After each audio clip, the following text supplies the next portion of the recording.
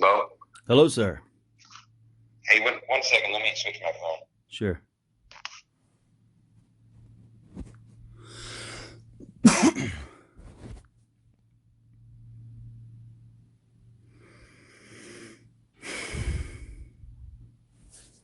Can you hear me? Yes, sir. I was calling because I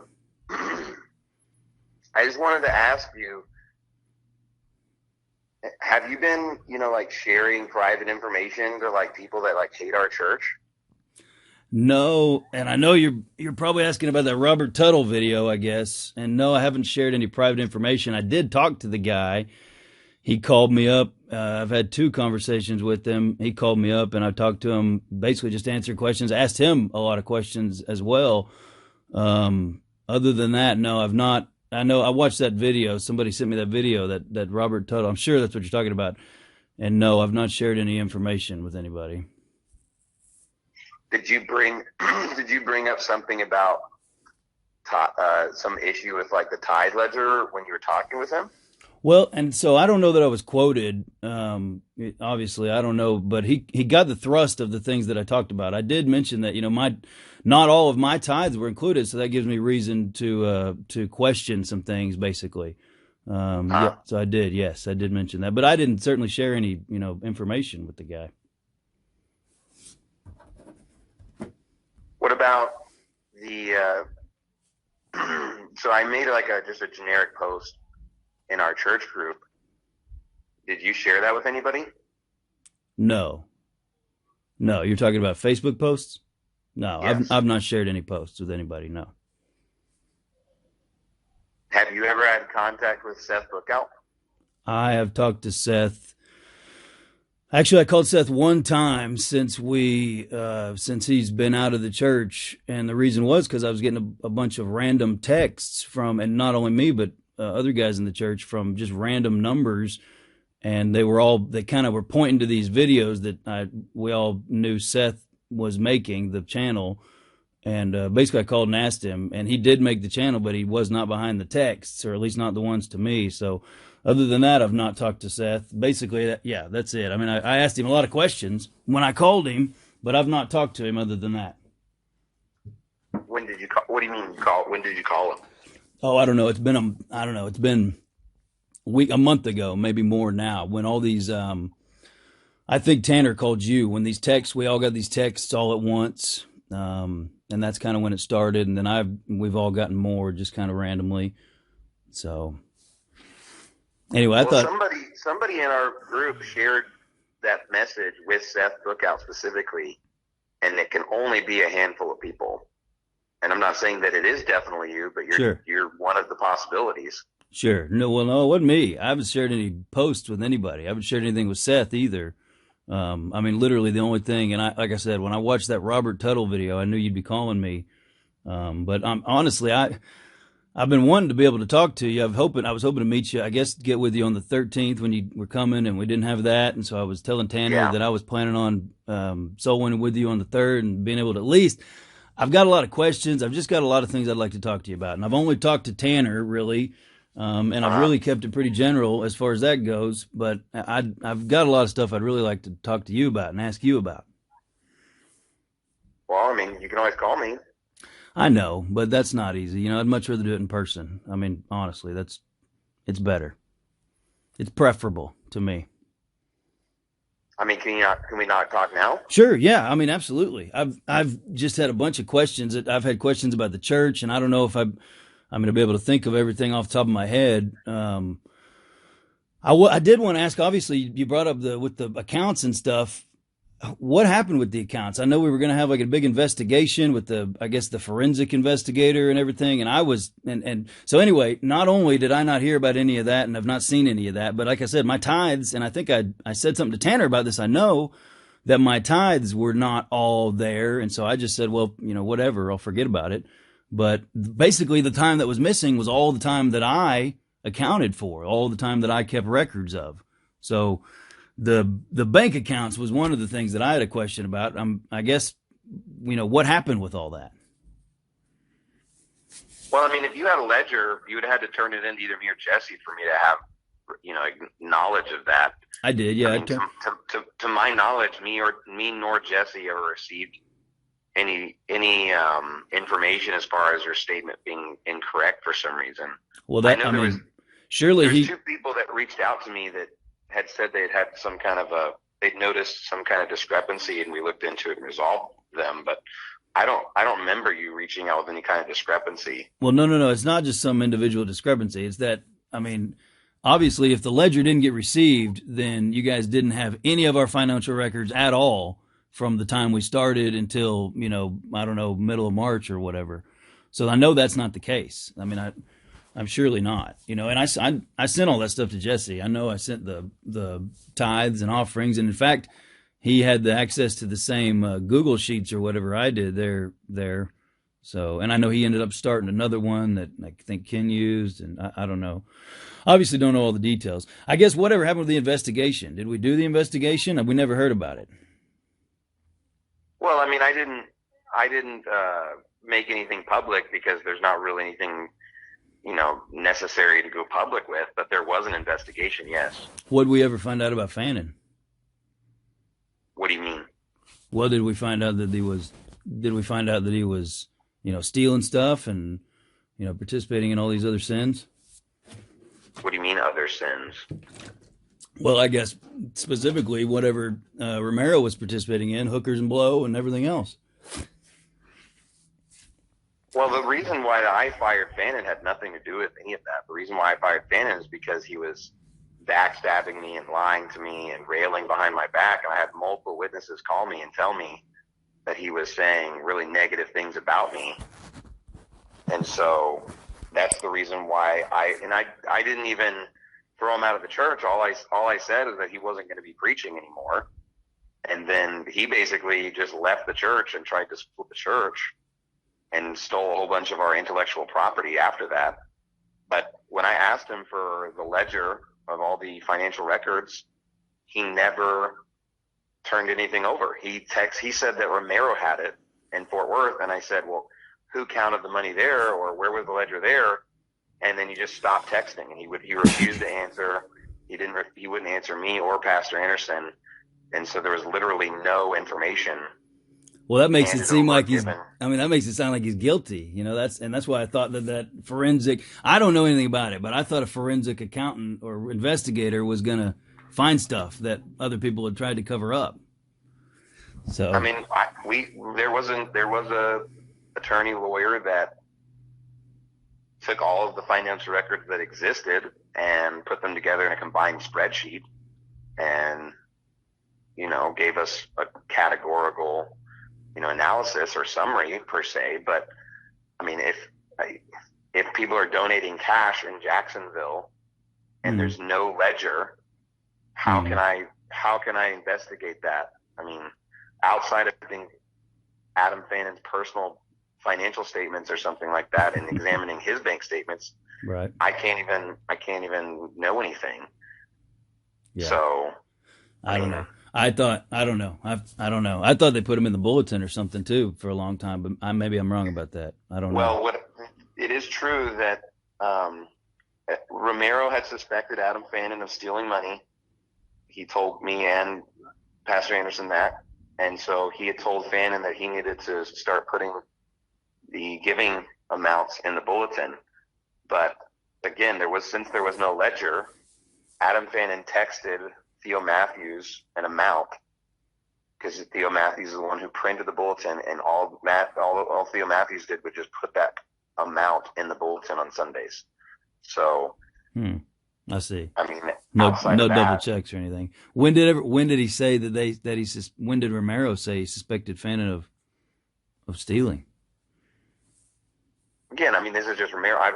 Who knows if Romero's even telling the truth? But sure. He just said, I think it was like 6 or 8 months before he ended up stepping down. So somewhere in that timeline, he had suspected Romero, because Romero had been studying the pattern of the donations in the church and noticed a severe dip at a particular point in time that never really seemed to come back. And so, while it's not provable, and obviously ties ebb and flow, but it just that's what he thought. And so that's why he told him he had to start printing at the bulletin, and he told him that he had to count it with 2 other people. But Fannin never did that. Fannin never counted it with other people. There was no documentation. There was no ledger. He refused to answer any questions about it. And so, again, but that was subsequent to any of the actions of my video saying that I wasn't going to have him preach or any of that, because he had already lied to me so many different times and was railing on me behind my back that there was no way I was going to let him preach. Right. If he wanted to be a part of the church and was, apologetic, that's one thing. But again, like, as the situation was unfolding, there was more and more stuff that was questionable. But there was a witness that had said that they observed Adam Fannin taking money out of the offering plate and just handing it to somebody in the church. Right. And, so there was another story that there wasn't enough witnesses to confirm. So there's definitely suspicion as far as what was potentially going on with the books, but it wasn't necessarily having anything to do with Romero himself. It was just having to do with trying to gather information in Jacksonville. As far as other people investigating, what Romero's actions were, that was on them. That was nothing that I decided or was a part of. I see. Yeah, anyway, I don't even care that much about Fannin and all that. Just the first question that came to my mind was about the investigation. So I guess would you just open up the books to show everything that Romero did? Like basically all that we know? I mean, is that an option? What's the benefit of that? Well, not only why do you want to know that? Well, not only what everybody that's attacking you wants to know right now. Do what?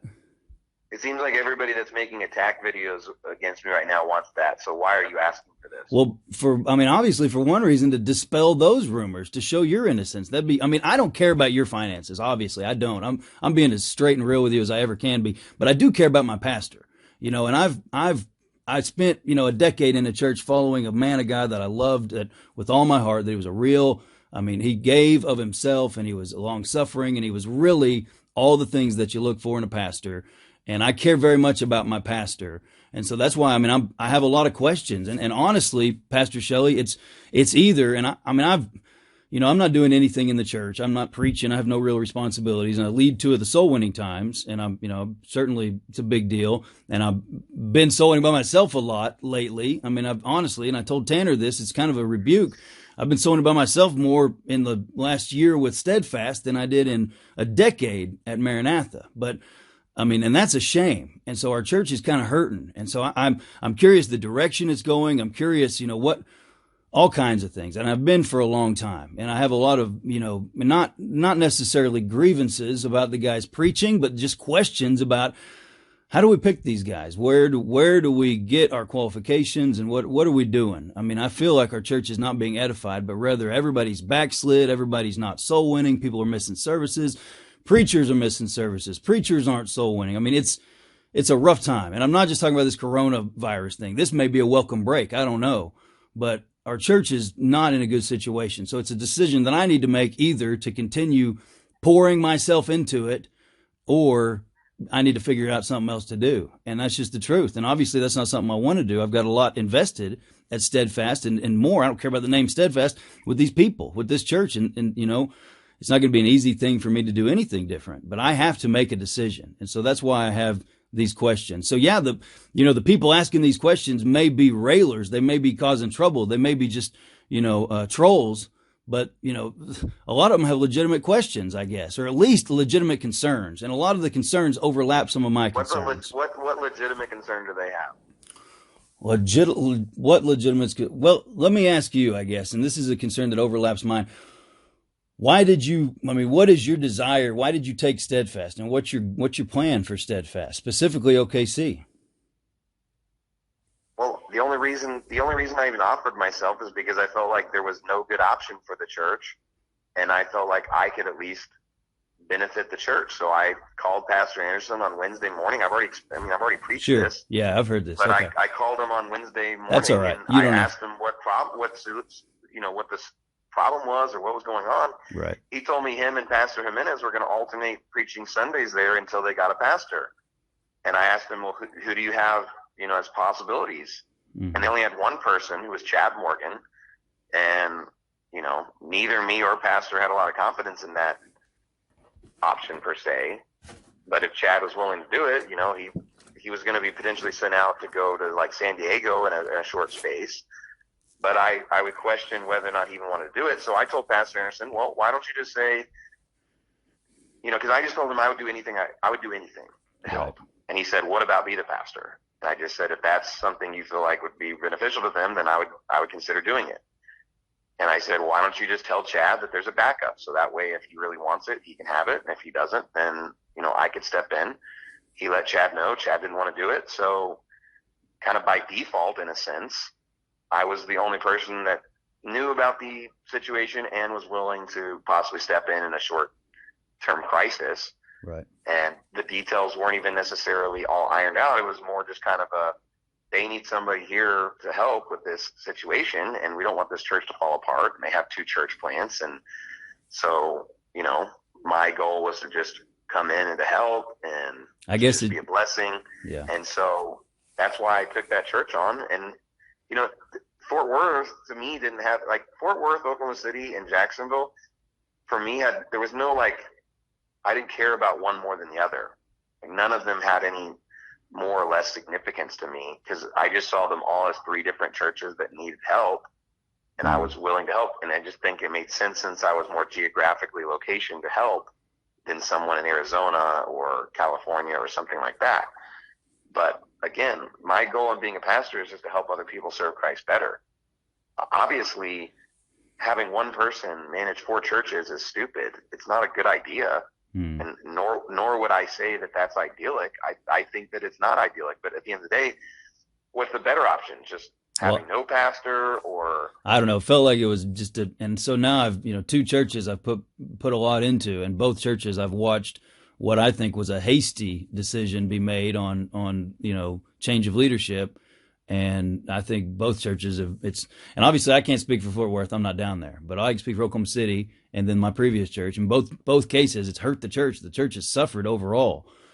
So obviously, it's not the ideal situation, but man, golly, I don't know what the best thing to do is, but in the future. So you're saying Oklahoma City got worse from Romero to me now being the pastor? It actually has. Yeah. It actually has. Now I'm not saying, what way?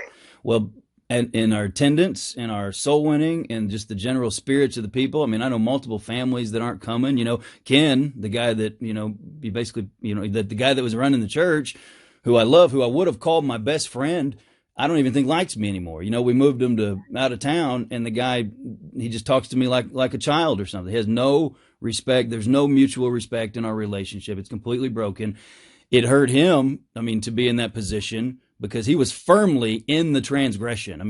He was in a position that God says clearly a guy that has his past and history should not be in, and it hurt him, and it hurt his family, it hurt his work situation, and it's hurt our church as well, I think. So, yeah, there's one way. We got other families that are just not coming. We got people that I haven't seen soul winning in I don't know, month of Sundays. It's the church is definitely hurting. You said yourself how healthy we were, so. We're not healthy right now. I don't think anybody would say that. You got guys preaching that, aren't coming to church when they're not preaching, don't bring their families, send their families instead of them, are super puffed up or don't even want to preach. The situation is obviously far from ideal. So you can see why I have some very serious concerns. Well, I'm not going to disagree and say that your church doesn't have problems, because it absolutely, is lacking in certain areas, and without strong leadership, any church is going to slowly degrade. Mm-hmm. So, and it's not that I don't. Here's the thing: it's not that I don't know, or it's not that I'm not aware. It's just sometimes there's not another option necessarily either. I can't just manufacture a really strong leader to just pop up everywhere. Look, at the sake of not being humble, Pastor Shelley, that's what I provided, was strong leadership, and I did a fine job. And I'm the only person that's done it so far that it hasn't been very, very grievous on. So I gave it all my heart and all my effort. I mean, I really did. And I'm not even saying that it was God. In fact, now that I look back on it, I feel like it was God's will for me to not be in the position or to be taken from the position. And if God would use me that way again, you know, I'd be grateful. I'd think that's a blessing, but that's not what has to happen in my life. But I mean, with all due respect, I mean, I was providing strong leadership and the church was very healthy and people were, you know, they were following me and seeing my zeal for the Lord, as it's put. And I think it was a biblical setup, you know, and here's the truth. I was 100% behind you. I mean, you can ask Tanner, you can ask Ken. I was literally more than anyone in the entire church behind Pastor Shelley. I would have been the most outspoken defendant. I mean, I was behind you. And you know, the things that I said in the text message, I've told you before, and I'll say it again. I didn't even consider them being against you. When I said, guys, I feel like we're beating a dead horse. I feel like I kind of just felt like, guys, we need to direct our attention elsewhere. And so I wasn't directing it against you. And I think you felt like I mocked you or felt like I offended you. And I didn't.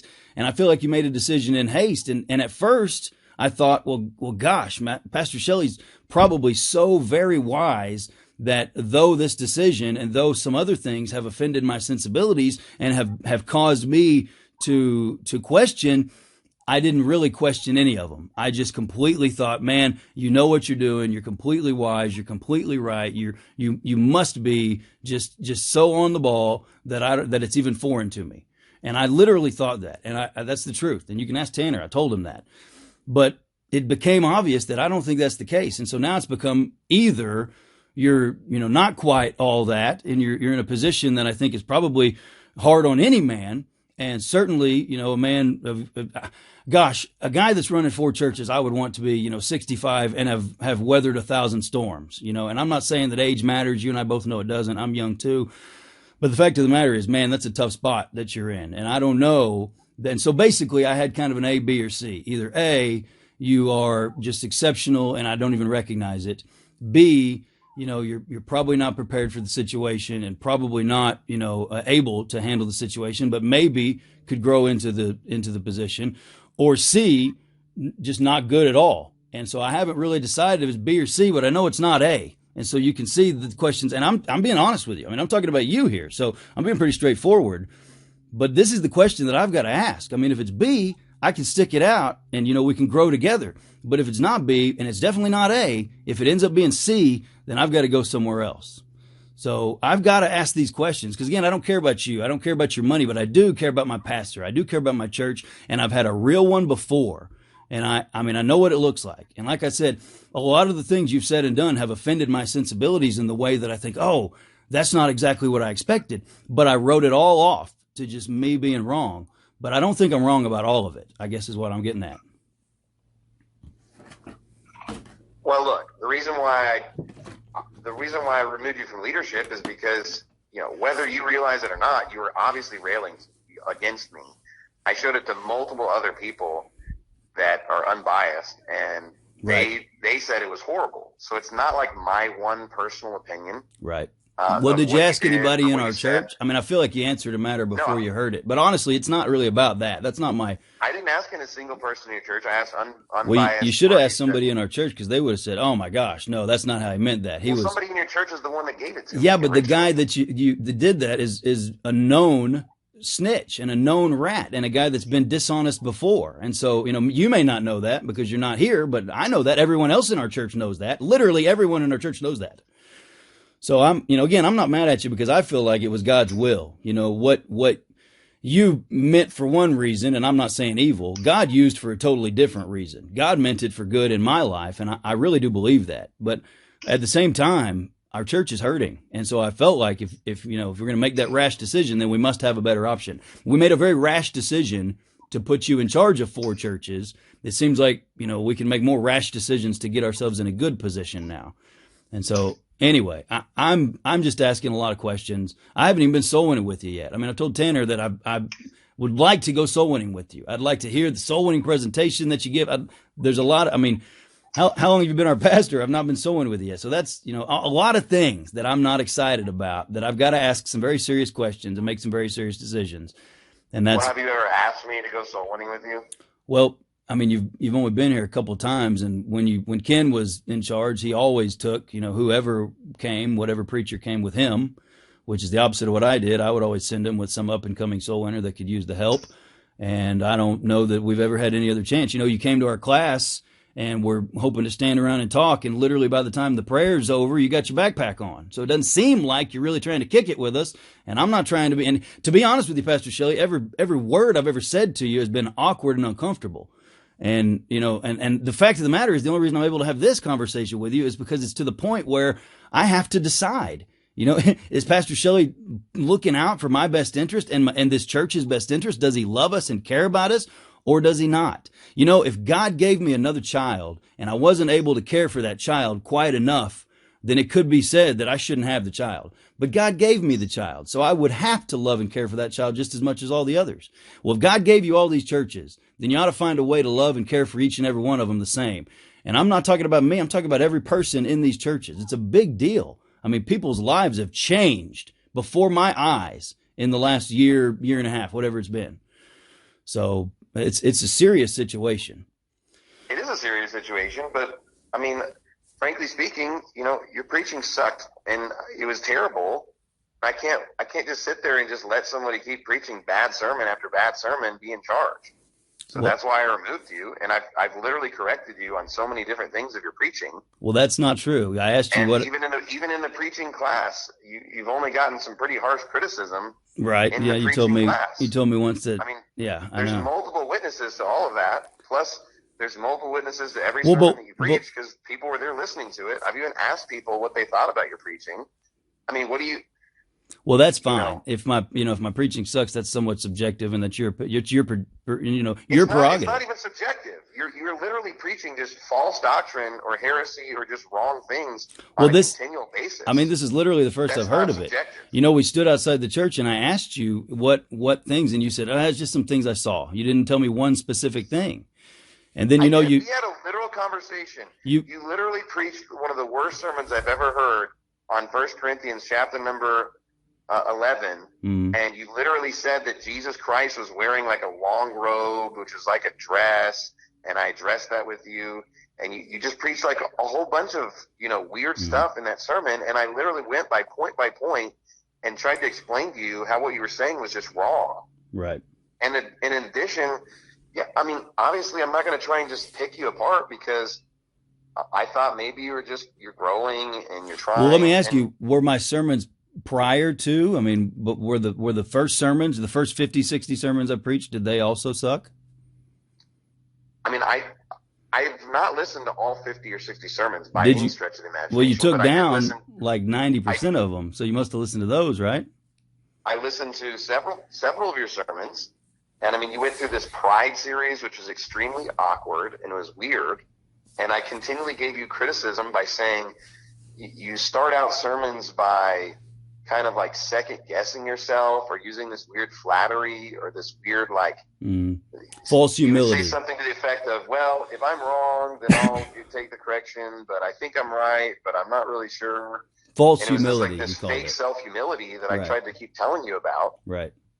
Well, it's actually real. It's actually humility, because I really don't consider myself an expert. And I really, my situation, taking over this church, starting this church with these people that I didn't know all of them. I really was in a position where I gave them a lot of respect for the things that they already knew. And I assumed many of them knew much that I didn't know. Now I know that much of them, they don't know a whole lot of the Bible, but also it was real humility. It wasn't false humility.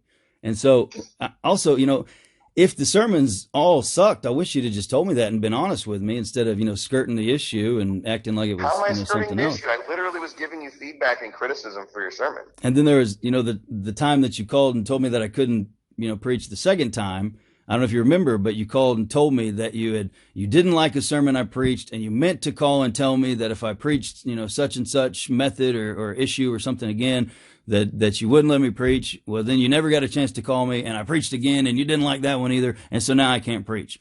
But it is what it is. If you make that decision, so be it. But man, I felt like that was kind of weak. You should have actually called me that one time when you meant to call me and never got around to it, instead of just pretending like you did.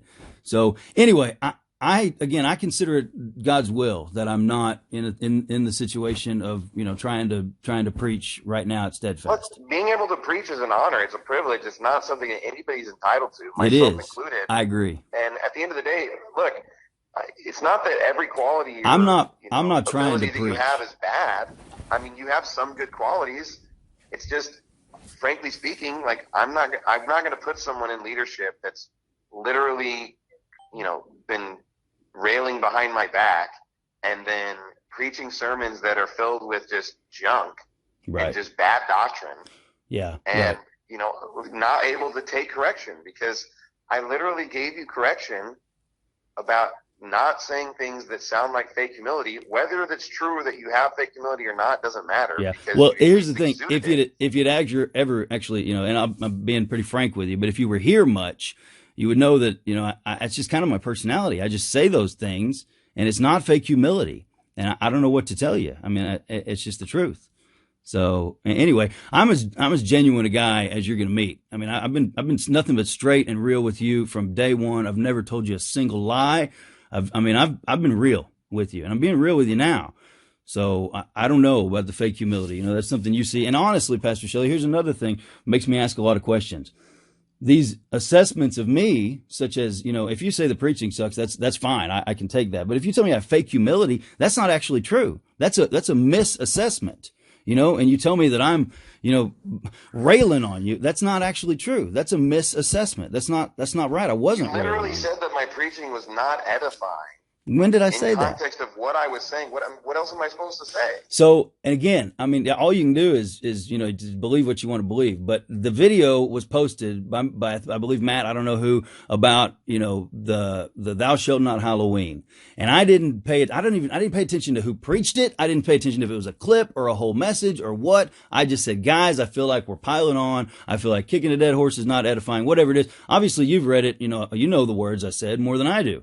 I mean, crap, when you called and told me about it, I couldn't even remember it. That's how important it was to me. So, and that's genuine too, Pastor Shelley. I mean, that was for real. I couldn't even remember it. I thought it was a comment or something. I had no idea. So, I mean, I've been real with you. Let me ask you a question that I've got to ask you, because I've tried to look up the sermon. I can't find the sermon, and it's only been brought to my attention because of these, troll channels. But the preaching that you did, where you preached, basically the oneness is what anybody would say. How would you explain that? Did you ever disavow that? Was that ever something that was addressed? Why would you even ask a question like that? Well, because I'm curious if that's something that you didn't understand at that point. Then at that point you probably weren't saved, and then I should probably not stick around here. I mean, you sound like you hate our church, and you're like just trying to troll me. I mean, that's really an ad hominem attack. I love our church. I've done a lot. I've contributed to our church in a great way. I probably do 3/4 of the soul winning of our church for the last 6 months. I mean, what do you mean I hate our church? That's a pretty hardcore accusation for somebody that's trying to ask some serious questions. I mean, how many sermons have I preached on the Trinity? I don't know, a lot, but you really expect someone to take a 20-second snippet out of a sermon of someone that hates me, and it's going to be in context and going to be even kind of what I was preaching. Well, I tried to find the sermon. The sermon I was preaching had nothing to do with the Trinity. It was called The Son of God. It was only about who Jesus Christ is. And whenever I was explaining to a Muslim, that was the context, how Jesus Christ is God, I ended up using some wrong terminology. I used bad wording. But again, it wasn't that I was explaining anything incorrectly. It's just, if you take my wording literally, it sounds like I'm saying something that's heretical. And the next week, well, it wasn't the next week, as soon as it was pointed out to me that I had even made those statements, because I've never, for even 1 second, had any belief other than the traditional view of the Trinity of 3 persons, 1 God. Okay. As soon as that was pointed out to me, I preached a whole sermon entitled Oneness. It was called The Pretender.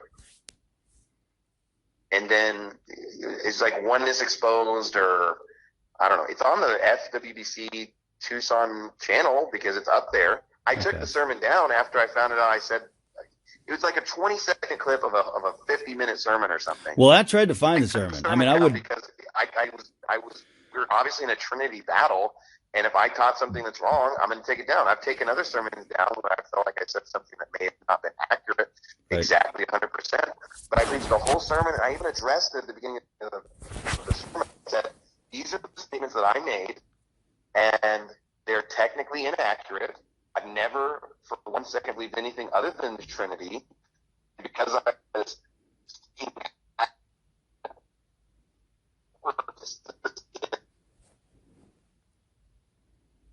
You're breaking up on me.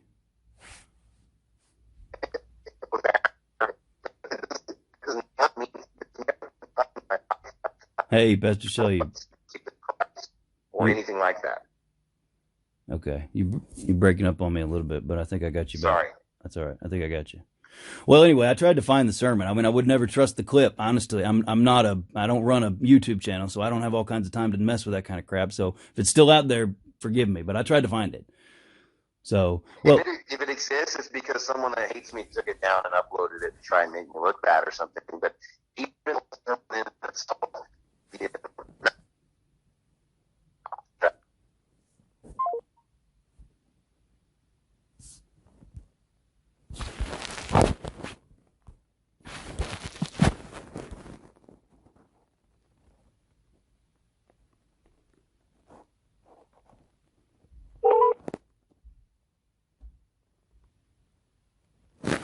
hello. Hello.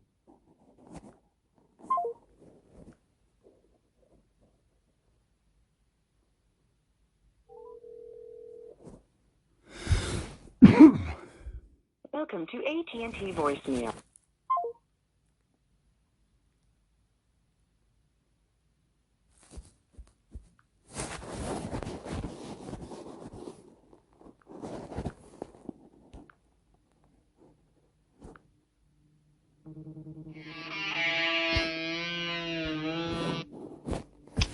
Hello, sir.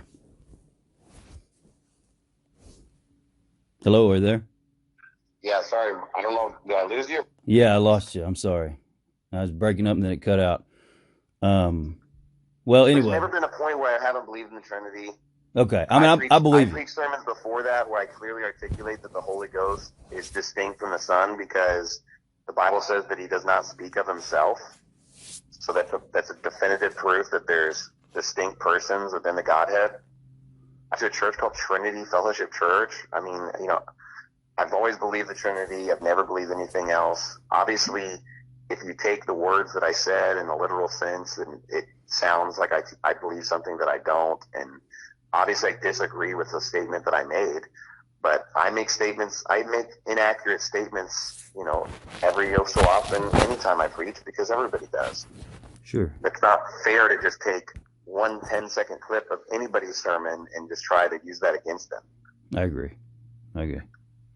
Well, yeah, I agree. And like, that kind of reminds me, and I want to say it just to defend myself because you brought it up to me a few times now. The robe I'm talking about, that is talking about like I may have called it a white robe because I think that we wear white robes, but I was talking about the purple robe. It's talking about with Jesus and John and anyway, I don't know. Here's the truth, and this is the God's honest truth. I've told my wife this. I don't know all the sermons before. You know, you first took me out of leadership. I may not have preached everything. I mean, much like you. You know, you may have one or two things you take back because you're human, but I stand by them all. But those sermons after, and I don't know how many it was, 3, 4, 5, whatever it was. Here's the truth. It's my fault, nobody else's. But I was preaching not like I was before to edify the congregation, to teach the people. I was then preaching to try to impress you or to try to check your boxes or something.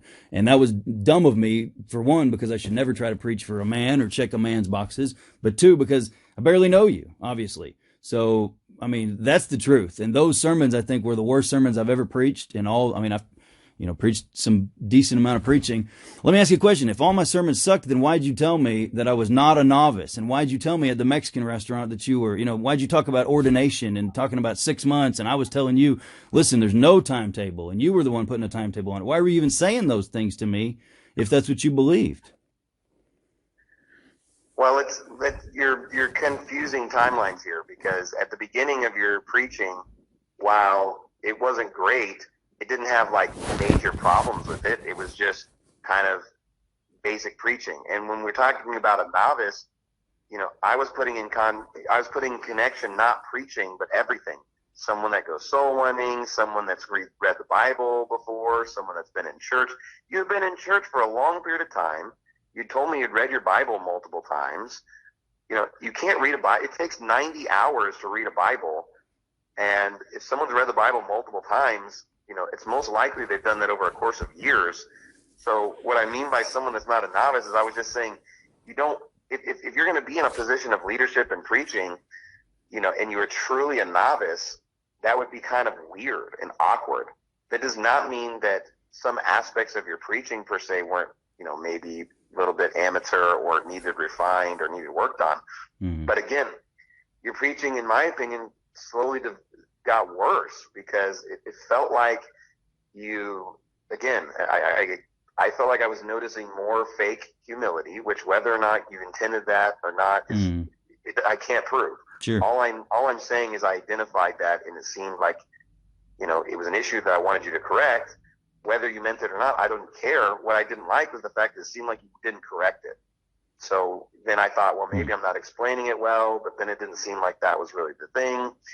And then after the whole situation where I felt like broke my trust, right. Again, you're claiming it was unintentional and everything like that. But, I can only base my decisions on, facts a lot of times. I can't base it on supposed emotion. And I think you were very emotional when you called me that day and you were yelling at me. Sure, I was upset. I mean, I'm not gonna say I wasn't upset with finding out, because I didn't want you to not.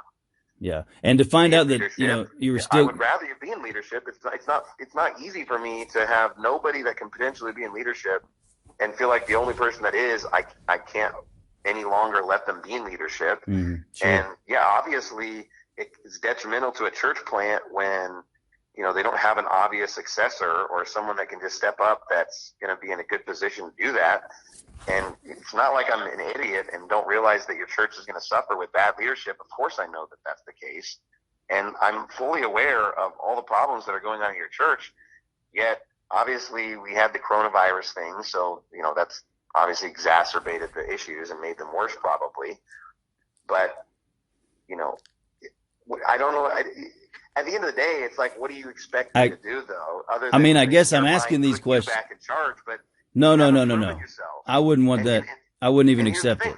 If in the preaching class, and I already decided, and I already told my wife this, I said, look, as much as I feel like there's been some bad things with Bo, if he starts growing and doing better in the preaching class and doing a good job, then I'll have to let him preach again, and I think I should. I think that's right. Yeah, but I think that's honestly, a poor judgment too. But I'll be honest with you. I think you answered the matter, hastily before you heard it with axing me. I don't want to be in charge, obviously.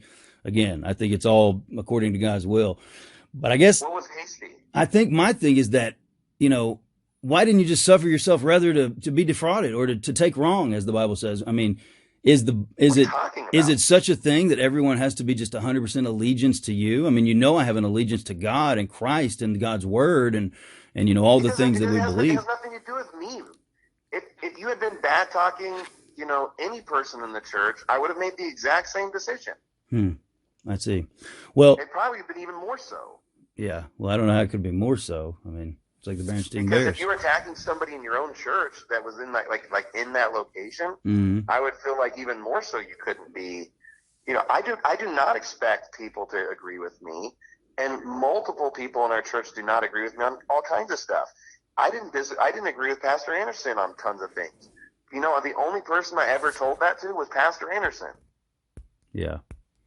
Because it's not appropriate for you to go around and sow discord amongst brethren, sure, or to cause people to have doubt in their pastor, sure, especially in a fragile time. I agree. I couldn't agree more. I guess what I'm saying is we could not. Something that I don't agree with when I was in his church, I either kept it to myself or I went to him privately if I felt like it was something that needed to be addressed. Well, I mean, it sounds like you've never really ever decided to want to approach me with something until you're just at this point where you're just so disgruntled or something. I don't know what to say exactly, but Well, you haven't made a lot of, decisions that show that you're really putting a whole lot of heart and effort into our church. Our church is falling apart. Like I told you, I articulated to you before.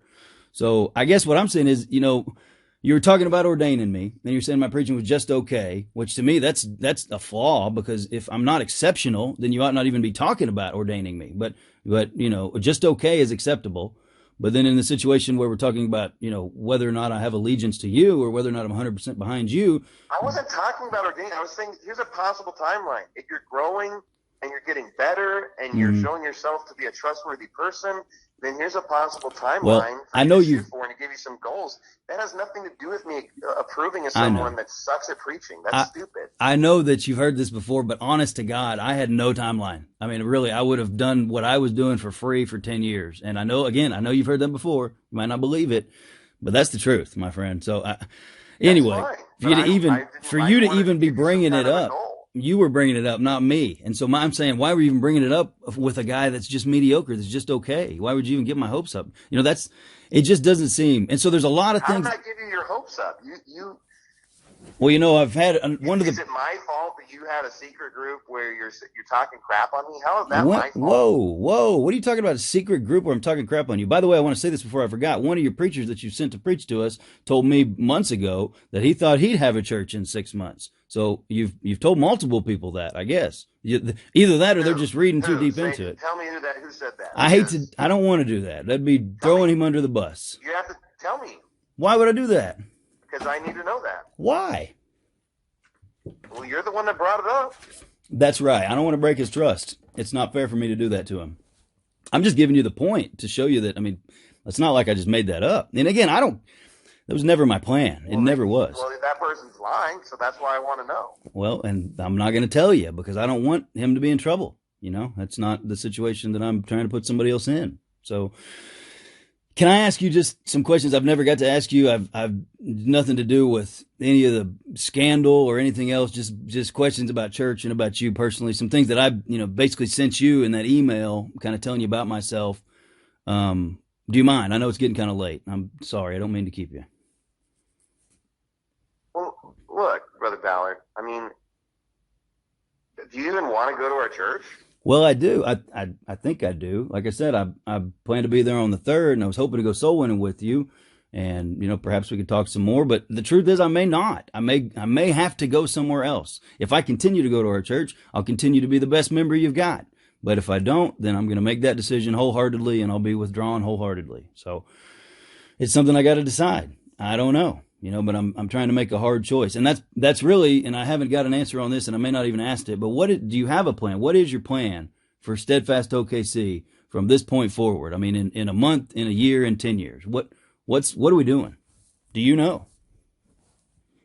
Well, I can't tell you what's going to happen in 10 years. Ideally, I wouldn't even be a part of that church in 10 years. But again, God willing, he'll send me somebody that actually loves the church and wants to serve and is a faithful person. Well, you just described me. So again, you had that guy and you got rid of him. And again, I'm going to make this harsh comparison, but it's Balaam who thought he was mocked and, beat the ass. So I didn't mock you. You still don't believe me, but I didn't mock you. And so even the fact that you're saying I'm looking for somebody that's faithful and qualified and loves the church, if those are the qualifications, then the guys you got preaching don't meet it. And the guy that you axed did. And again, I'm not trying to lead the church. I wouldn't even accept it if you offered it to me at this point. But I don't know what the qualifications are. Those may not be it. Well, I'm not going to offer you to be in position of leadership anytime soon. I'm not. I like when you did ask me just to have some kind of idea. What I told you was just to be a good church member, Right. Go to church, be faithful, do all the things that are asked of you. Like the guys that you've got preaching? Well, here's the thing. I am aware that there's issues, okay? I don't know why, you don't think that I'm aware of those things. But well, I know you're aware because I've mentioned it to Tanner so many times. Someone has to preach Sunday morning, okay? Right. And someone has to preach Sunday night. Or I could just shut the church down because, I have to make some kind of decision, right? Well, here's the thing. Obviously, Jacksonville getting, Pastor Boyle to be there more often and help them out was going to allow me to put even more attention potentially on Fort Worth, Houston, and Oklahoma City specifically. Mm-hmm. Now, had a particular vision and plan for Oklahoma City, and it did not work. So I have to readjust that plan, but it's not something that was, on my part that I didn't want to happen. It's just not going to work out. So I have to make a new plan, but I'm fully aware that your church is potentially suffering, and I don't know to what degree because, like you said, I'm not there. However, I'm planning on being there for the first time you open, and I was planning on scheduling several other preachers to come and to fill the pulpit on a temporary basis, so then I could formulate a better plan for the next intermediate section. But, if I had somebody that I felt like was all in your church and really faithful and a good preacher, I would have him preach there, as regularly as he wanted to preach. Mm-hmm. But at the end of the day, I probably don't have that right now. No. And so that's definitely, difficult. I have the same situation in Houston virtually, where I don't have a dedicated person in that church that can preach every sermon or even close to, Mm-hmm. But at the end of the day, they're still doing the work of the Lord. People are still coming. People are still going out soul winning. People are still going to be responsible for their own Christian life and Christian walk. And, frankly speaking, there's plenty of people in this world who would love to go to Pure Words Baptist Church, even though it doesn't have, the best dedicated preacher every single service. It has, a smorgasbord of preachers, some better than others. There's plenty of people that would, love to go to, Stedfast OKC. Hmm. Obviously, it's all relative. And is it in the best possible position that it could be in? Of course not. Of course, having a qualified pastor there Sunday morning, Sunday nights, Wednesday night, dedicated to that church, as far as that's the only thing that's really his primary focus, is obviously the best possible situation. And that's what I desire for that church. But, at the end of the day, I don't have that. Mm-hmm. If I did have that, I would pursue that option with, every single ounce of my being. At this point, we're just trying to do our best to keep the church growing and thriving with what we have. And so, yeah, to some degree, it's not ideal, okay? Mm-hmm. But that doesn't mean that I don't care. I mean, to some degree, you just have to deal with what hand you're dealt. You can't just magically reshuffle and get a new hand dealt to you. I hear you. I know that. And here's the thing, I'm obviously have people in my church that, are good preachers and I can send and do stuff. And there's other friends that I have that I've reached out. I've reached out to plenty of other Baptist churches and talked to them about, do you have anybody that could possibly, be interested in helping lead a church or get involved or do things, not just in your church, but even in another church, because then let's say they went to Oklahoma or they went to Houston, that could allow me to go to Oklahoma City more or be involved in the church up there more, Mm-hmm. So, I mean, look, if Donnie Romero's situation hadn't happened, I may have never even done a church plant per se. And even if I did, I'm most certain I probably would only have done one at a time.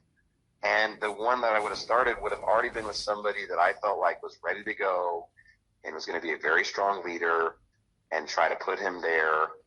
But even in that situation, if that guy ends up not working out for whatever reason, that church is obviously going to be in a precarious situation until you can, figure out somebody else to put in that position. But, what would have been better? I mean, I could have obviously just stayed in Houston and just watched all these churches just nuke themselves or get somebody else. And I mean, who else is going to be in that position? And who else is going to, and obviously from your perspective, you're thinking that you're the bee's knees and why mess with Bo? Because, no, I don't think that. He was the answer and solution to Oklahoma City. No, obviously, so, okay. I can't convince you otherwise, but yeah, look, right. From my perspective, I'm not the one that can. Yeah. Well, that's fine. I'm not the one that considered myself a great gift and bestowment unto the church. I, honest to God, what you think is false humility was real and genuine, because I don't think that of myself. Do you hate me or something? Pastor Shelley, I'm asking questions. Do you hate me? Do you love our church, or do you, or is there something else that you love? I mean, I don't know if it's our church. I mean, it sounds like you've been watching a lot of troll videos and been poisoned against me. I didn't even know about the troll videos until I started getting pulled into them. So did you send screenshots of that private text in our group? I haven't sent. No. What are you talking about? Screenshots of the private text? That's stuff that got our Stedfast Baptist page. There's only a handful of people that could have possibly sent the screenshot to Seth Bookout. No. And you're like number 1, 2, 3, 4, and 5 suspect. Well, I'm not. You better find another suspect, because I have heard from one of these guys in their videos that one of them has a fake account in the group. So that no one has a fake account. Well, I don't know, but it's not me. All I can tell you. So listen, I guess you don't believe the things that I say. I mean, you think when I'm being humble, it's not. You keep quoting everything that these people that hate me say against me. Well, I mean, like I asked you to share the church account. Church accounts should be public, right? And you're asking me. What church do you think you could walk into and ask them to give you the financial records and they would? The church I go to. The church I go to. The church I'm a big part of. The church I, poured my heart into. That church. No other church. That church. That's the church I think I could go and do that to. I could at my old church. You think that you could walk into a Baptist church right now and ask them to see all of their financial records and they'd hand it over to you? Are you kidding me? That's the biggest lie I've ever heard. You don't think that? You think that's crazy? I've gone to several churches my entire life, and they have never shared financial information with any member ever. Did you? Let me ask you. Have you ever had a pastor? They would give you a budget where they would have like hierarchy categories where they've kind of giving you some general idea of total donation. Yeah, sure. That's what they hand out to the people. Right, sure. But if I'd have gone to my pastor and asked him, he'd have showed me any and everything I wanted to see. Everything. Anything. All of it. Every bit of it. Have you never... I think that you're poisoned against me, so there's no way I would show you anything like that. But look, Jesse Michael had access to every single one of our financial records. I don't trust Jesse Michael necessarily. I mean, honestly, Jesse Michael's a great guy, but I think Jesse Michael's got just a super ton of allegiance for you. And I don't know a whole lot what else. I don't necessarily either. There's multiple people that could have access to our financial records and all of them. And, I don't have to share. Why would I have to share financial record information with any single person in our church? I mean, my question is, why would it all be secret? It's a church. What do you mean a secret? And this is a church that has had a pastor do some of the most, god-awful things on the church's dime. You think that would be a church that would love and embrace transparency above any other? How much of the money do I count in Oklahoma City? None. You're never there. How could you possibly do that? I don't even handle any of the money in Fort Worth. Okay. Other people are the ones that count all the money. They write all the...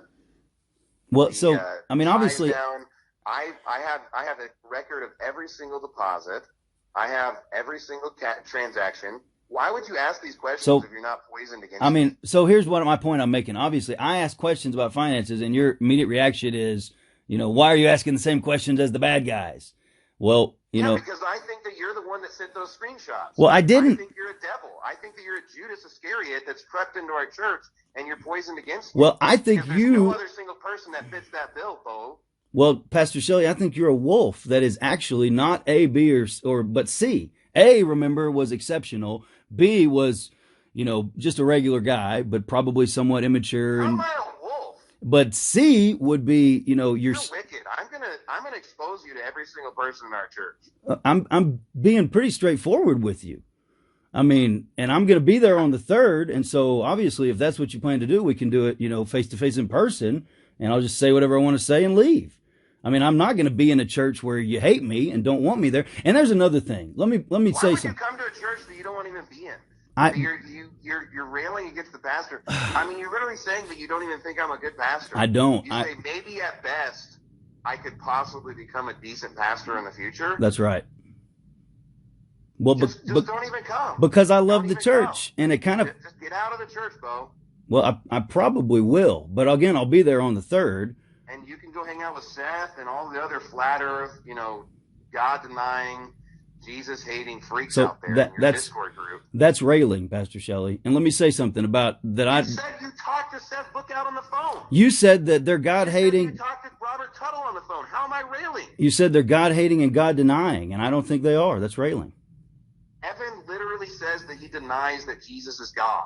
I mean, I don't know. I'm not keeping up with Evan, but he has a public video where he says that Jesus isn't even God. So 1 minute we're talking about Seth. What do you expect me to believe about that? Well, I don't care about those guys, and I don't know. Maybe you do. Let me say one thing. Jesus is God? Do you believe the Trinity? Yeah, I do believe Jesus is God. Absolutely. I've never preached wrong on the Trinity. Let me say one last thing. I'd like to get this in.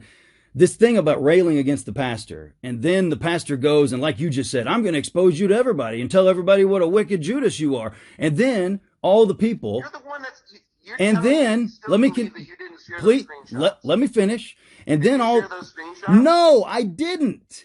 And then all the people are going to say, oh, we never liked him. We always had this and that grievance with him, even though we never had the guts to bring it up before, blah, blah, blah. And then how would that person ever, I mean, the whole point of the 1 Corinthians 5 kicking people out is to restore them, to make them whole, to turn their flesh over to Satan, that their soul may be saved. And so if they repent, if you kick them out and tell everybody they're a wicked Judas and all those people say bad things about them, the only way to get back in is by just pledging your undying allegiance to the pastor. And that nobody's going to do that. A, that's not even right. And B, why would you even want to after the pastor's convinced everybody you're wicked and they've told everybody the same thing? That is wicked. That is evil. That is not God's plan. You're consorting with people that hate me. No, I'm not. No, I'm not. I've been unbelievably. You literally said you called Seth Bookout. One time. I've been unbelievably open and honest with you. I mean, I've told you everything. Said that you talked with Robert Tuttle. I did twice. Yeah, I talked to him on the phone. Yeah, he called me and asked me questions. You were in a Discord group with him. No, I've not. I did not say that. You literally made that up, Pastor Shelley. I've never said that. You said there was a Discord group and that you know about them talking about these things. You said that. I don't even know what the Discord group is. I'm not a computer dork. I don't know anything about that at all, sir. You are making things up. I did not bring up the Discord group. I said that they have a secret person in the Facebook group. And the only reason I know that is because they mentioned it on one of the videos recently that I've seen. So I do not have anything to do with this Discord group. I don't know what the Discord group is. I don't know anything about that. I did not send anything to Seth or anybody else. I mean, that you're making stuff up. And I do love our church. I've proven that with every action and every decision I've made and all the suffering and all that I've put up with. And I'm just trying to make a decision for myself and my family. And so, that's the right thing to do. Well, look, I think it's the right decision for every man to decide what's the best church for him and his family to go to. And if you don't think it's Stedfast OKC, then I wouldn't want you to go to my church. I would want you to go to the church that you think is the best church for your family. Obviously. And I'm not sure yet. You don't have to go to Stedfast to serve God. All the people that hate our church don't go to any church. Right. Well, I'm different, though. I don't hate your church, and I certainly don't hate anything about Stedfast, but I'm not sure that the pastor loves me, and I'm asking that very, very serious question, and it's only right for me to ask that question. I haven't lied. I haven't done anything wrong. I've been here. I've been real about it. And I haven't called you and just said these things to you. I mean, that's not even edifying. I mean, honestly, this conversation's not been comfortable, and I'm not sure it's edifying, but it's got to happen, So the truth is, it's hard, Pastor Shelley, and I'm being real with you, man. I really am. And so I've got decisions to make, and I don't know, but the thing about it is you don't have to love a pastor to be in a church. Most people don't love the pastor of their church. I feel very privileged to ever have been in that situation. Our church is unique because the pastor's not around a super lot. You don't have to love him even more than most churches. You don't have to love the pastor to be in this church. So I do. Somebody sent a secret message out of our Facebook group to Seth Bookout specifically. Listen. There's only a handful of people that it could be, and you are one of those people. Oh, well, I don't know. Who else could it be? Because maybe it's one of them. I don't know. Honest to God, I don't. But I didn't send anything to Seth Bookout. How do you know that? How do you know somebody else didn't send it to somebody else and send it to somebody else and send it to Seth Bookout? I didn't do it. I mean, Scout's honor. I don't know what to tell you. So I don't know why you want to get me on that. That's like the most random thing in the whole world. Why are we stuck on that? That's not even, what is that? Who cares about that? Does it matter? Who cares if people are trying to secretly stab me in the back? I mean, what do you mean? I just feel like that's, of all the things that have gone on, all the things that have been said, I feel like somebody sending a screenshot somewhere And again, I didn't do it, but I don't think that's the biggest thing in the world. I'm just being real with you. I kind of feel like, maybe I felt like with the Fannin thing, like, man, we're kind of overdoing this. So, and again, let me tell you, and I know we need to get off the phone. My old pastor, I loved him, Pastor Shelley, but he was such that if somebody said something that he didn't like, or somebody said something that was insulting to him, he would just put up with it. He would just turn the other cheek. He wasn't going to let a cancer infect the church. He would have dealt with it before that happened, but he wasn't going to always make sure that everything about him was exactly what he wanted it to be. And I feel like, truth doesn't mind scrutiny, and charity isn't proud, and it suffers long. And so these are some things where, like I said, I originally thought that it was that you're offending my sensibilities and you're going against some of the things that I expect because you're so wise, and because I'm honestly, I was humbled. But I don't think that's it. And I don't even think you would tell me that's it. So that means I got to ask some other questions. Why are you offending my sensibilities with some of the decisions you're making and some of the things you're saying? If it's not because you're unbelievably wise, it has to be something else. And so that's the question I'm asking. I mean, forgive me that it's a hard conversation, but I'm being real with you. So your question doesn't even make sense, because the reason why I gave you criticism is because you needed criticism. It has nothing to do with how wise or unwise I could or could not be. And it's silly for me to sit here and speculate about myself. What criticism? The Bible clearly says, let another man praise thee and not thine own lips. Right. So I'm not going to sit here and brag about myself, and I'm also not going to have fake humility and say, oh, I'm terrible and bad. I'm just not going to speak about it, because it doesn't matter. If I observe criticism that needs to be delivered, then I'm going to deliver it to you. It could be that I'm wrong. It could be that I'm right. That's for you to decide. But at the end of the day, you acted like you agreed with me, and then you did not implement it. Which means what are you talking about? Either you're not good at learning, or you just disagreed with me. But either way, that's not the only reason why I removed you from leadership. And it seems like you just don't get it or care. I'm not talking about being removed from leadership. That's just something where I feel like, and obviously if I'm not, and I never consider myself a great preacher. I never consider myself fantastic. I never consider myself a great gift and bestowment. But I did know that I put my whole heart and soul into it. I do know that I preached 12 messages a month, give or take, and it wasn't breaking my family down, and it wasn't breaking my business and schedule down like it has everyone else. And so I feel like the situation we're in, and I'm not trying to be the leader at all. I'm just saying the decision to remove me and then put Ken in charge and then put Tanner in charge. And I love, again, Ken, I probably would have said is my best friend, and Tanner, I would say is my best friend. And he knows that. And so I mean, it's not these guys. I love these guys, but that it's hard on them. And it's a position that I'm not trying to take it. I don't want it. If you offered it to me, I would not even take it. Let me be clear. I'm just showing that seems to be a decision that was made in haste, and it just so happens that it concerns me, but that's not why I'm analyzing that decision. I'm analyzing that decision because that decision has, from there, our church is spinning out of control. And so, okay, well, let me ask you this, Bo.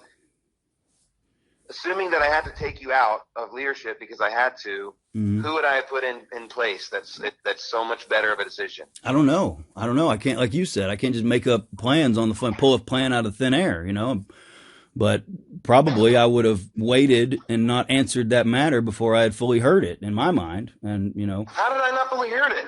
I listened to you speak. We talked about it for like a long period of time. I don't know. It was I reviewed all the evidence. It was like the next day. I had multiple people look at it with me and say, you can't have this person be in leadership. I had who were those people? Give me that same advice. Who were those people? So, I'm just curious. Would you tell me? I'm not going to give you that information.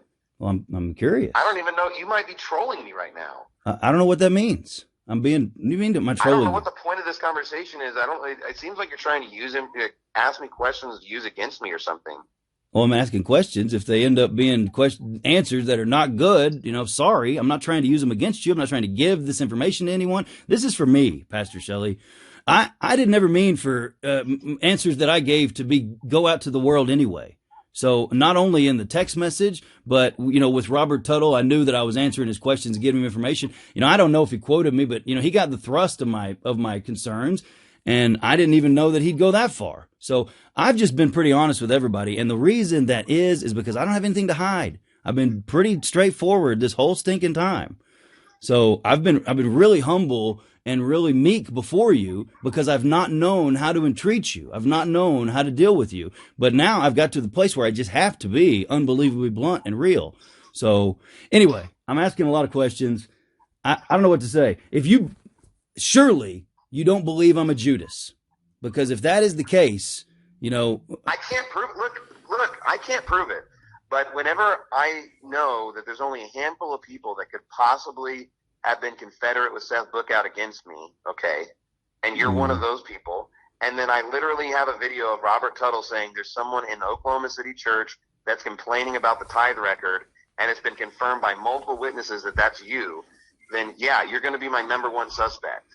Well, and since you've already had a past of doing things similar to that, then of course it's not a huge logical leap for me to think that Bo Ballard, and then in this conversation alone, you've quoted these heretics videos like 4 or 5 different times. I've watched them, like literally 10 of them have come out in like 3 days. Haven't you watched them? I'm sure you have. Come on. I don't know that I've watched every video that attacks me, but some people have sent me video links because apparently these people are texting some of the people in my church. That's how I ever got. They're just trying to attack me. They're trying to attack me. They're trying to attack our church with lies, slander, and libel. Well, why is it that they want? I literally responded with the post that I did. Why do you have so many enemies? I said, if I'm an open book, if you need to ask me anything, you can ask me.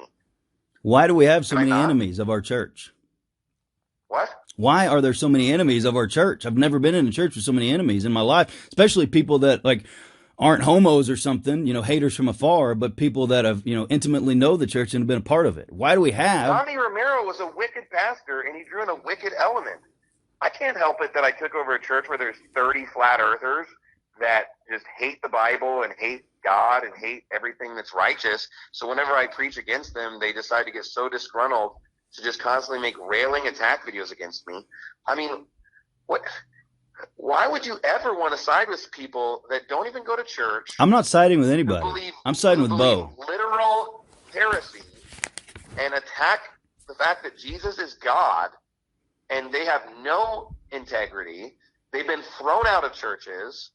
They've been caught railing against people. What are we talking about? And then you want to go watch their video against me when I've done nothing. Again, the only reason I got even into all this stuff is because I got pulled into it. A video got made about me, which I'm sure you've seen. Which is unfortunate. I hate the fact that they made a video against you. Well, and it's not your fault. It's not your fault that you get. By the way, it reminds me, you should know that I'm not confederate, in your words, with anybody. They're literally don't care about me either. Well, just because they make an attack video against you does not prove anything, but I did take that in consideration. And look, I've told my wife that I said, well, the one thing I can say about Bo, even though we've had some issues, is he's always at church and he sits on the front row and you've always been a beacon of stability. And, I can't fault you for that, and I wouldn't fault you for that. But at the end of the day, I can't put you in a position of leadership. I don't want to be in a position of leadership. Okay? If I take you off the table, that means it has to be somebody else, okay? Sure. And whether or not I forgot. Let me say this. The reason I said I felt like you answered the matter hastily, the next day, I think it was the next day, maybe 2 days later, that you and I talked again, and you said, listen, I believe you, that you didn't mean it. I believe you that, it wasn't what it sounded. And I think you did believe me. I don't know. Maybe you didn't believe me. You said you did. But if that were the case and you waited 1 day, you might have chose different. Again, I feel like it was God's will. I'm not mad at you. I'm honest to God. I'm not mad at you. I gave you another chance to preach after that, did I not? You did. So, okay, so look, I heard a sermon that was pretty bad, and I debated within myself, do I call him and tell him, or is this too harsh? And I ended up deciding, you know what, I'm just going to try and give him grace here. But then you preached another sermon that was even way worse. So that's why I even brought up the fact that I'd had some problems with that previous sermon. It's not that I was being weak about giving you a call. I was just saying, do I give this guy grace here, or do I? Well, what would have been really gracious was to call and give me some direction, So. But at the end of the day, anyway, it's all good. I'm not, honestly, it's water under the bridge. That's truly the best way to put it, because I don't care at all. It doesn't feel like water under the bridge, let's be honest. It's decisions that I have to analyze. I have to analyze all the decisions. Why do you have to analyze every decision I make? Because I have to decide. Does it ever occur to you that I could possibly make a bad decision? And if I do make a bad decision, who cares? At the end of the day, Did you think any pastor on this planet, every decision they make is perfect? Here's the truth. I care so very much. I care about this church so it seems like a lot more than. Let me ask you this. Every decision you make is perfect. No, of course not. But you know what I wouldn't say? I wouldn't say. Why does that have any coordination with if you care or not? Because what I would not say is if I do make a bad decision, who cares? Because man, when I was in that position, I was tiptoeing, Pastor Shelley. I cared, man. It was a big deal to me. And so I guess your attitude seems a little. I'm throwing out a hypothetical. I'm saying if your pastor makes a decision you don't agree with or ends up even making a bad decision, that should not truly affect anything. You either decide, okay, well, I'm going to give him grace, or hopefully he'll learn from it, or maybe I can help out in the church. Sure. Or whatever is. Well, that's what I did. Or you could make the decision like you're saying and just decide, you know what, I need to go to a different church because this guy's decision making is just too bad. And that may be, fine. And so, yeah, that may be the decision I make. I don't know. But I feel like giving the grace was for me to spend, the last year just being faithful, and just serving God and paying attention. And that I've done that. And I've noticed that every facet of our church has gone down and suffered. And we've already talked about it. So I feel like I've kind of seen the fruit of what's going on, and I'm not loving it. So anyway, I don't know. I guess you probably need to get off the phone. Is there anything else that you'd like to say or ask me? Because I know you probably got something to do. Well, I guess I don't really know what the resolution of this call is, but I mean, I didn't do any of the stuff I did talk. I told you who I talked to. Talked to Robert Tuttle. He called me 2 times. I talked to him both times. Actually, the first time it wasn't Robert Tuttle and it was his assistant, but I didn't know that till, the end of the call, but whatever. It's all Robert Tuttle. And I talked to Seth one time, and I called Seth to ask him about the numbers texting me because obviously I know, Seth's kicked out. Seth's a wicked flat earther, which I thought that it was, you said that flat earth is something that somebody could believe. You just think it's stupid. But man, every time you bring it up, you mention it like they're just wicked God haters. I don't think that's the case. I think these people are some fooled, some are, some I've are. never thrown a single person out of our church for being flat earth. Well, you've definitely not made it very welcoming to them. I mean, I've certainly not made it welcoming, and I did preach a sermon that they're either stupid, wicked, or both, and I still stand by that. Yeah. If someone's going to blaspheme the Bible with such a stupid heresy, then, I'm going to say that they're, most likely wicked. And in Seth's case, he's wicked not because of the flat earth necessarily, but because he's a railer. And then on top of that, the fact that he clearly was trying to teach it to lots of people and draw them away. Well, and he took it, his roommate used to go to the church faithfully and soul winning, and now he's a flat earth troll that doesn't go to church or do any of those things anymore. Yeah. He's obviously just trying to hurt our church, which again, if you don't like our church, fine. But why would you want to make an attack video against our church every single day? Right. How could you say that that's a righteous person? Yeah. I didn't say it was a righteous person. So, and I know Seth and Phil knows, and I mean, Phil's probably the guy I know the best down there. Many people knew Seth was a flat earther. I mean, Seth's obviously kind of an eccentric, outspoken guy. It's not something that I think that he even evangelized very seriously. So anyway, I'm not trying to defend him. I'm just saying that to me, flat earth is less of a heresy than, some of the things that flat earth is less of a heresy than, golly, what's the name of the doctrine where the Jews are God's chosen people? Zionism. Yes. Thank you. I think that is a very dangerous doctrine, but we don't call those people wicked God haters. So I personally think at least Zionists have verses that they can kind of twist in a pretty logical progression. Whereas, the flat earth has no verse. Yeah. It has no verse that they can even twist. And at the end of the day, while I think that Zionism is super detrimental and a bad heresy too, I've never thrown anybody out for being a Zionist. I've never thrown anybody out for being a flat earther. But I'll tell you this, Bo. If somebody in my church was a Zionist and was going around and secretly trying to convert a whole bunch of people on Zionism, and I told them that they're not allowed to do that, and they continue doing it, I would throw them out. Mm-hmm. So it's not like I'm elevating the flat earth above Zionism or any other heresy. Any heresy that any person is trying to spread in the church after being told not to would be thrown out. Mm-hmm. Seth was not thrown out for that anyways. Seth was thrown out for railing against me, and to multiple people, okay? And I had multiple witnesses. give me the testimony of what he said and what he was doing. And since then, he's only been on a continual tirade of making the most slanderous, evil videos attacking me that are just nonsense and just ridiculous. I mean, I don't know what you want me to say. Am I really supposed to even have to defend myself against somebody that's just clearly out to lunch? I mean, what am I supposed to say?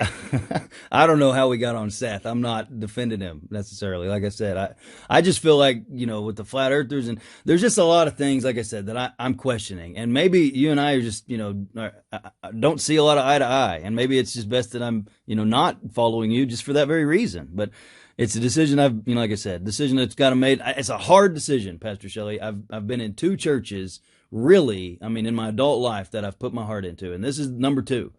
So it's a big deal for me to not be in a church or to leave a church or decide that I'm going to leave a church. As I told you, I have been nothing but exhorting the brethren unto good works. I've been at every single soul winning time. I've been at every single service. I could count the services I've missed on one hand, and I could count the soul winnings I've missed on 2 hands, literally since the church started. So I'm all in, and I've been all in. But I'm also asking questions because it's not edifying my family. And I'm not just my family. I'm seeing it in other people's families too. So it's not just me. So anyway, I don't know.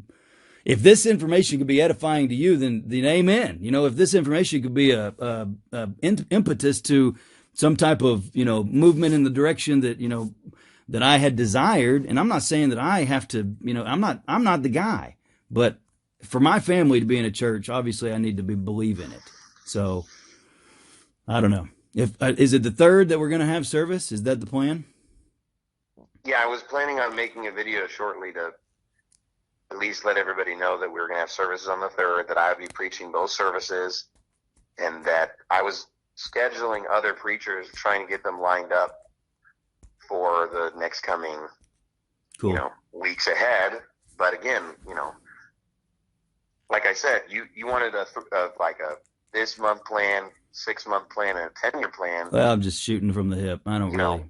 Yeah. And at the end of the day, I can't tell you what's going to happen 10 years from now for anybody.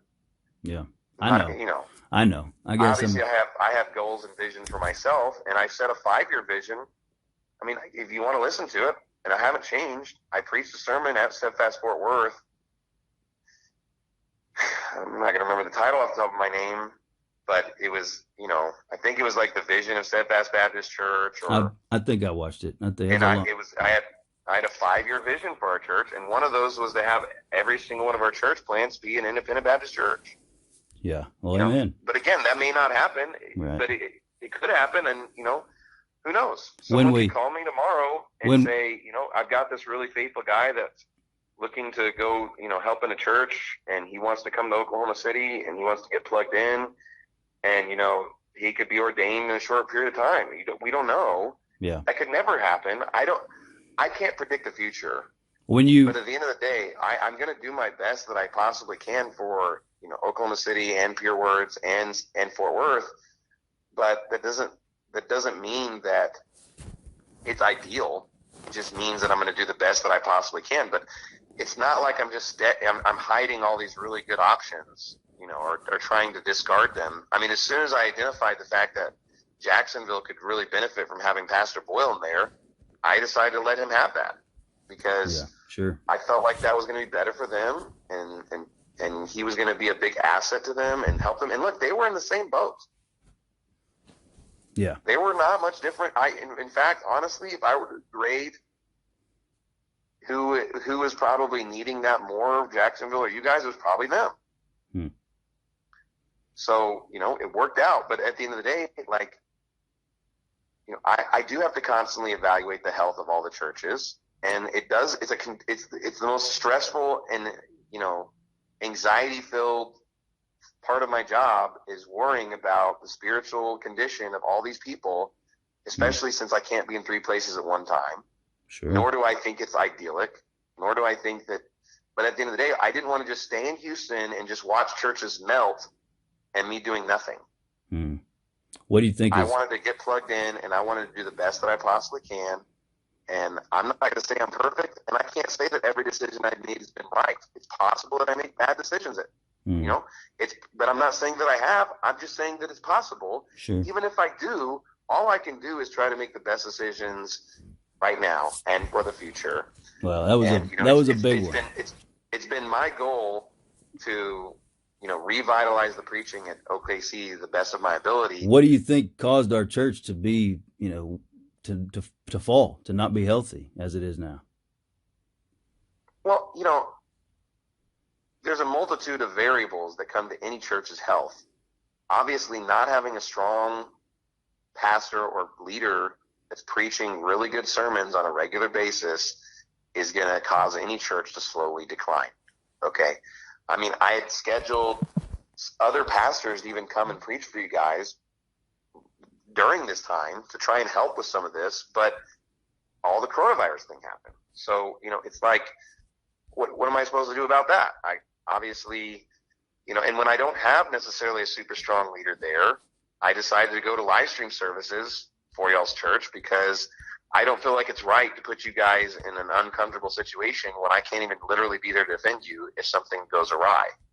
So yeah, it's a bummer because other churches, my old church that's got the guy that's a stinking evangelist that's an absolute joke running it. They're having like drive-in service, everybody's pumped up and excited, right. And we're sitting here, and it's embarrassing to me because we're supposed to be the best church in town. We're supposed to be, God's Green Berets or whatever, and we're not doing anything. And then I go out soul winning by myself. So, and here's the truth. Every time I go out soul winning, every time I go to that church and wait half an hour for somebody to show up and then take my son soul winning, it's like a punch in the stomach, and it's very discouraging. And it tells me, man, what has happened to this church that used to have a dozen people showing up for every time? And it's hard. It's hard for me because I'm still going, but it's hard. So when we do start back up, I heard that at least a dozen people went out soul winning Sunday. We did. Yeah, it was fantastic. That's right. We had a dozen people on Sunday. But we've had, literally, it's been, one person show up or nobody show up for months. So that's not good. That's not healthy. Soul winning is what it's all about. I love preaching in the pulpit, but the most important preaching that we can do is to the people God puts us in front of, the real appointments, not the Thursday, Sunday appointments. So, I believe that. So, I've been soul winning, and I consider it my duty. And here's the thing also that's frustrating to me. If we had a guy, just simply a guy in charge that would say, hey, I'm going to do it all the time. And I love Tanner. I'm not trying to pick on Tanner at all. I cannot be more clear about that. But, Tanner's, I think, the guy, but I think he's years away. That's my personal opinion, and I know Tanner well. But if we just had a guy that would just said, I'm going to be at everything, I'm going to show forth an example, I think our people would probably pick it up, 50% right there, just because they said, well, golly, so-and-so is going to be there, so I guess I better be there too, But we don't have that. So it's a difficult situation. When the church starts back up, are we going to have only guest preachers, or are we going to have our preachers as well? It's definitely going to be a mix. I don't know what degree, like what degree. Yeah. But, and obviously that could change because, obviously I have to address things and figure out what the situation is. But, I even told my guys in the preaching class, and I don't know if it was in a sermon or in the preaching class, but I said, look, a lot of people are getting opportunity to do stuff that frankly wouldn't get the opportunity at all. But just because we're in the situation we're in, that's what's happening. And at the end of the day, we could just shut the doors and just have go to other churches, but I don't think that that's a better situation. I think that our church is a good church, and there's a lot of great people in it, and I think there's a lot of people that still really care about that church. And yeah, some people may be more or less backslidden or discouraged or just less involved or whatever, fill in the blank here, okay? And that's the case at any and all churches. People are like that. People are going to come and go. After any church starts, you're only going to probably have a decline for the first 6-8 months, no matter who's the preacher, just because there's kind of that initial burst of energy and then reality sets in. Okay. So obviously every church is going to go through some of that. That's been an aspect or a variable that's happened to your church. Also, if you're not bringing new people in, eventually some people will leave, or life happens, or they move, or just anything and everything that's a possibility. So, there's those type of variables that are going to happen to a church. So, I mean, obviously any church at any time is going to have ups and downs, good and bad, difficult situations. But, I'm just going to take me and my family to the best church in our area. Whether it's 5 people or 1,000 people, it doesn't really matter to me. Right. And I'm never going to find a church where I agree with the pastor on 100% of things. No doubt. So the best church is the church that's edifying your family. And so that's what the decision needs to be made. And, you can be edified, and as well as I do, a person can be edified in a place where they don't agree with 100% of what's, preached or believed. And I've done it before, and you probably have too. So, I can be edified in a church where I don't agree with everything, but I can't be edified in a church where, the spirit is poor and the conversation is poor and the demeanor is poor. So, and that's where we're at right now. So I'm hoping it'll change. Well, I've said some hard things to you, but if you come on the 3rd, I'd still like to go soul winning with you. I mean, I don't feel like I've ever declined an opportunity. No, you haven't. I've never had an opportunity. Just to be honest with you, I never went soul winning with Pastor Anderson a single time in my life. So it's not like. To be honest with you, that's a shame. He laid hands on you. He ought to know your soul winning routine inside and out, man. That's crazy to me. And I love Pastor Anderson. I've learned a lot from him, but that's crazy. Is that not crazy? It's not necessarily crazy, but here's the thing. Like, if I went with him personally, okay, if I really, really felt like I needed that, and if I had asked that, I'm sure he would have done that. Probably. But how long did you go to Faithful Word? A little over 2 years. Okay. What kind of church did you grow up in? Like Independent Fundamental Baptist or Southern Baptist or what? I grew up in a non-denominational church. Did you? And then I changed to an Independent Fundamental Baptist church, before in the area that I live, before I ended up going to Faithful Word. I see. So. I see. Well, all right, sir. But that's on my bio of my past, I'm pretty sure that's literally on the bio of our webpage, I think. But yeah, I've probably seen it. It's been a long time since I've looked at our website, but okay. Look, obviously there's things that need to be addressed in every church, not just Oklahoma City, on a regular basis. And if you're not growing, you're usually, declining. Obviously, there's not really neutral ground. You're never really treading water. So that's right. But this coronavirus has been detrimental to every church, not just ours, but churches across America. And so, obviously people need to be revitalized, and they need a new spirit. And, I can only do so much, though. And even if I was there every single service, that doesn't guarantee any results of anything.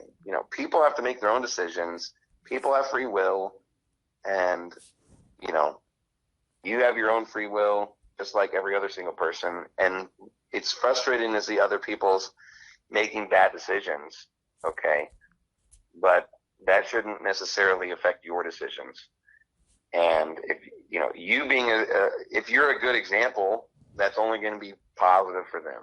So, yeah. Well, I'll tell you one thing, and just because I'm being so frank with you, me being a good example is all well and good, but the truth is the well's been poisoned against me at Stedfast Baptist Church, because when you put Ken in charge, I don't know if you just gave him the impression that I was a wicked Judas, or if he just thought that on his own, but he treated me like a piece of junk, and everybody in the church knows it and saw it, and I still have a lot of credibility with the people because a lot of the, I've been faithful. But I don't have any respect in the church. As far as me just trying to be a leader by example, it really doesn't mean a whole lot, because the people think something's probably wrong with Bo, and they don't know what it is, because they know I'm, the most faithful one there. I do a lot of soul winning, but they all think there's probably something wrong with Bo because of the way you treated me, the way Ken treated me, and the way they saw it happen. And, that's the truth. And, it's a sad thing. And so it's very difficult for me to even have any influence just as a peer for that reason. And I've seen it in individuals in ways that I could explain to you. I could go into long explanations about how I know this is the very, very much the case. But in any case, that's a shame, but that's the truth. And I feel like that's because Ken, though I love him, and though I would have called him my best friend, and I'd still call him a friend, I don't even think he likes me anymore, because he was in a position that he really shouldn't have been in. He was in a position that he was not qualified for, not prepared for, and it hurt him. It hurt his family. It hurt our church. It hurt. And so not only is our relationship hurt, but, everything that it touched got hurt. And so, that's a good example, but being in the transgression. And so I would like to think that my pastor has the wisdom to not put a guy in the transgression. So it's all, and again, these are only the decisions that I can look at and see, because they're only the things I've got to go by. I don't spend every day with you.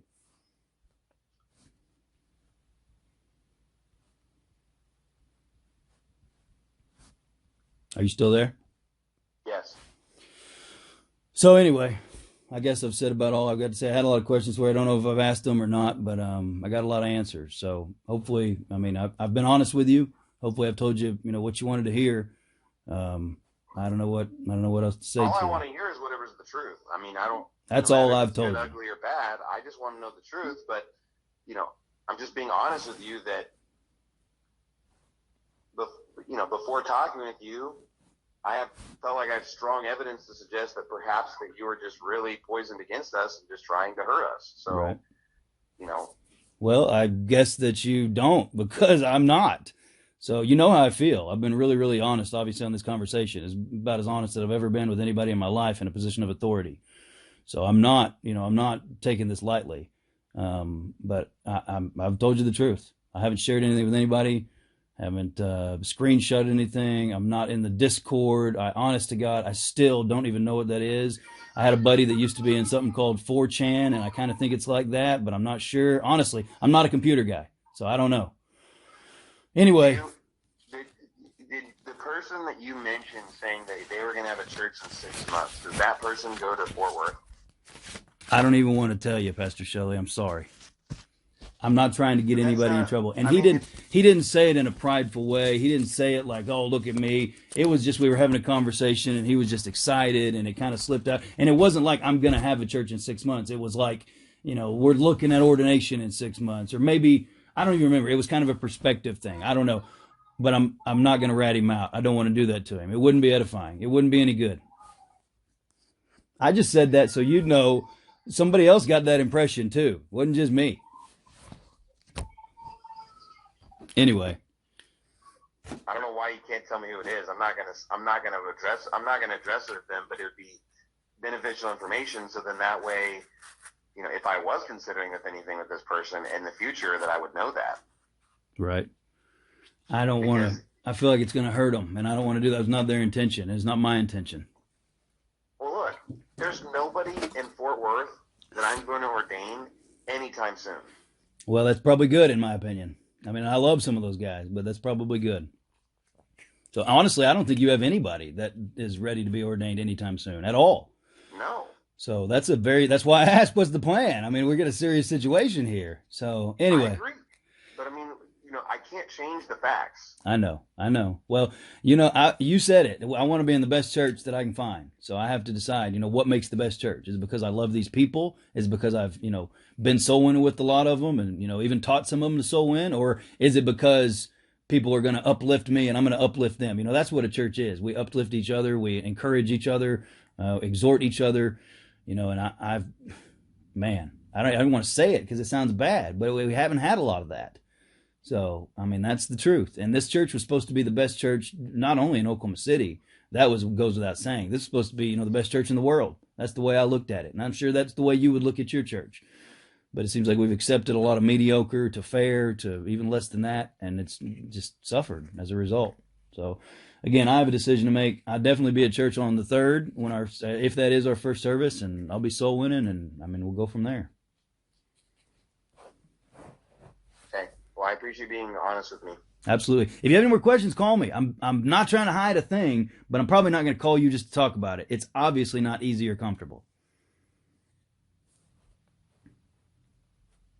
It's never comfortable to address conflict, but it's better than just holding it in.